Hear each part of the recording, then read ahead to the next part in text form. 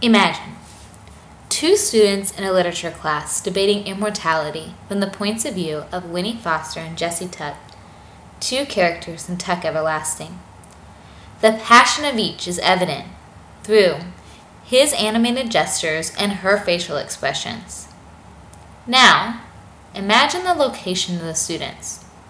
Are they at the front of a language arts classroom filled with rows of desks and posters of William Shakespeare? Not in this scenario. The students are actually hundreds of miles apart. One sits in a park holding an iPad, while the other paces in front of a desk with a computer. Both are fully engaged, highly interactive, and satisfied because their learning needs are met.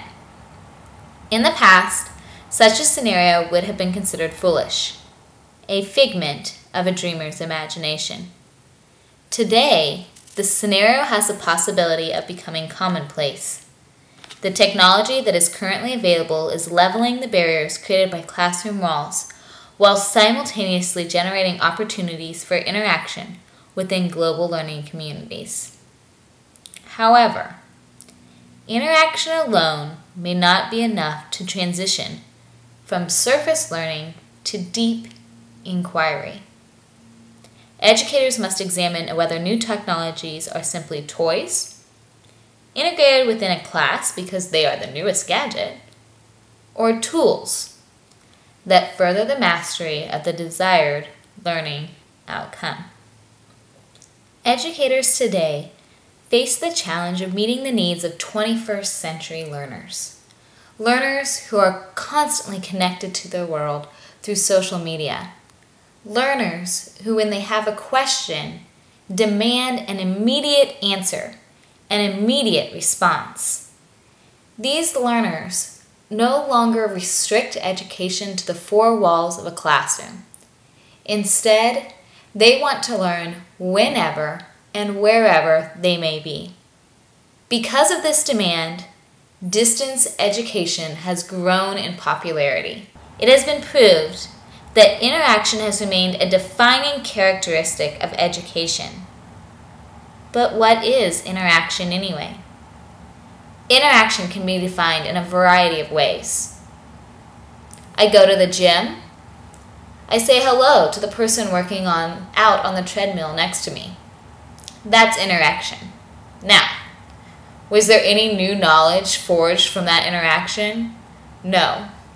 Did I reach a deeper understanding of how the treadmill works or the meaning of my workout from saying hello? No.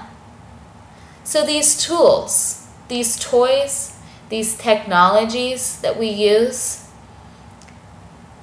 they can create that interaction, but they have to do more than that. It is not enough to simply interact with one another in the classroom. We have to go beyond that.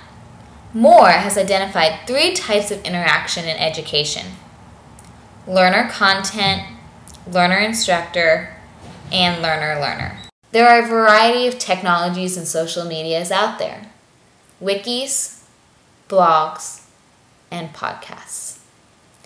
All 3 types can be used by educators to convey the content to the learners, or they can be used by the learners to show their learning through applications.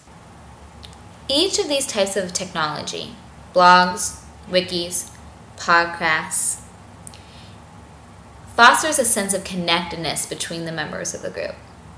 This is something that's not always been able to be achieved through distance education. In the past, distance learners have felt isolated.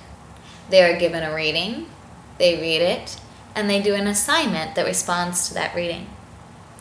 Now, they feel connected to the community of learners through these interactive softwares. This creates higher level of motivation, a more positive attitude toward the course, and at times, critical questioning of the content. Notice I said at times. Interactivity does not guarantee cognitive engagement. High levels of learning are dependent less on the quantity of interaction than on the quality or substance of interaction. Studies have found that the distance education courses with little teaching presence tend to promote social interaction rather than critical inquiry. Therein lies the difference. Social interaction versus critical inquiry. How do we move from that social element to that critical element? Well, meaningful learning results from the convergence of three elements: social, cognitive, and teaching presence. Teaching presence was found to have the greatest impact on quality interaction. It is not enough to simply give the learners the tools and let them go free.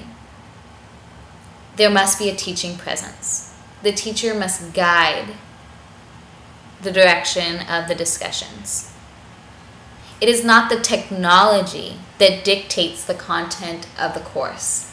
It is not the technology that dictates the discussions that are being held within distance education courses. Rather, it is the teacher. It is the instructor who is choosing learning outcomes for the course, who is assessing, evaluating, and then making a decision based on those learning outcomes of what technology is appropriate to achieve and master those outcomes. The technology alone is not enough. The teaching presence must be there to guide that learning so that it becomes a critical inquiry rather than social interaction. Instructors place far too much emphasis on the technology and not enough on restructuring the course to meet the needs of interactive learners. Not every technology is suitable for any learning situation. All quality education is rooted in the development of a set of learning outcomes, not in a technological advancement. Only when the technology is aligned to the learning outcomes will the deepest learning, will that critical inquiry occur. However, distance education is still dependent on technology to exist as a means to educate. The two, distance education and technology, share a symbiotic relationship, one relying on the other to test its limits so that advancements can be made. They are linked.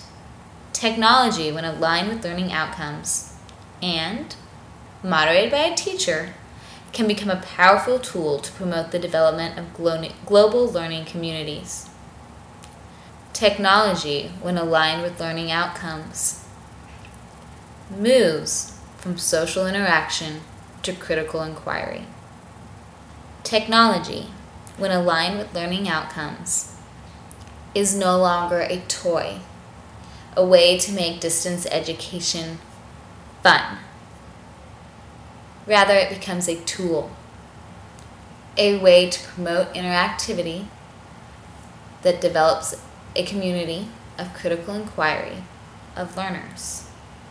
It still can be fun, but that fun leads to a deeper understanding. 21st century learners become international collaborators, engaged in problem-solving real-world situations and challenging peers to build upon the current foundation of knowledge.